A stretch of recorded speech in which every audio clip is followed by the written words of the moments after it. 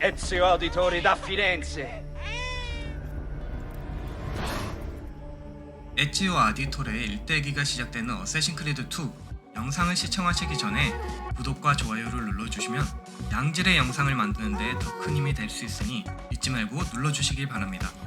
이 게임은 잠입 액션 게임 어쌔신 크리드의 후속으로 만들어졌지만 현재까지도 이어져 내려오고 있는 어쌔신 크리드의 기본 뼈대는 이 에지오 시리즈에서 시작되었다 해도 과언이 아닌데요.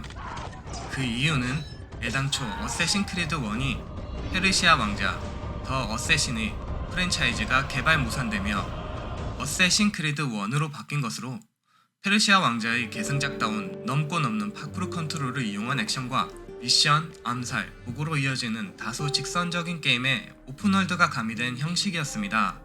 하지만 우려와는 다르게 엄청난 판매량과 성과를 내게 되었고 이제 유비소프트는 어쌔신 크리드를 완벽히 독자적인 작품으로 만들어야 했습니다.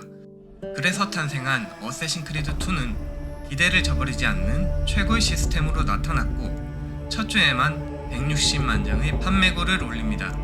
이야기는 템플러들의 음모로 인해 암살단의 피가 흐르고 있는 아디토레 패밀리의 죽음으로 복수를 결심한 둘째 아들 에지오가 진정한 어쌔신이 되어가는 과정을 그리고 있습니다. 이후부터는 계속해서 시그니처 음원으로 사용되고 있는 에지오즈 패밀리도 이 작품에서 유래되었습니다.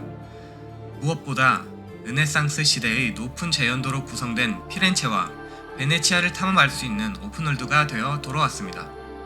이제 동기화를 하게 되면 그 지역의 유산, 보물, 수수께끼가 안개에서 나타나게 된 것입니다.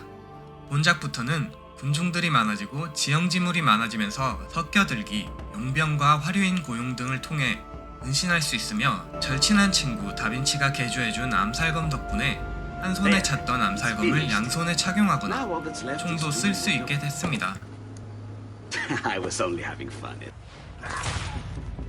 이외에도 지형지물을 이용한 암스 플레이와 여러 아이템을 이용한 독자적 플레이도 할 수 있게 되었습니다. 물론 대부분의 메인 시퀀스는 전작의 전통적인 방식들로 진행되지만 이곳저곳을 다니며 보물을 찾거나 다른 이야기들을 해결할 수 있으며 탐험을 진행할 수 있게 되었습니다.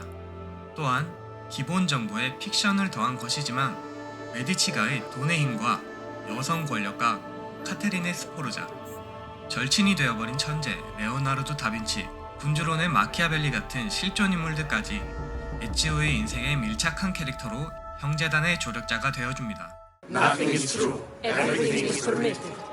최후의 악당 역시 당시 최고의 악명을 떨친 로드리고 보르자로 실제 몇 명의 부인과 사생아들, 엄청난 재산을 둔 교황이었습니다. May the Father of Understanding guide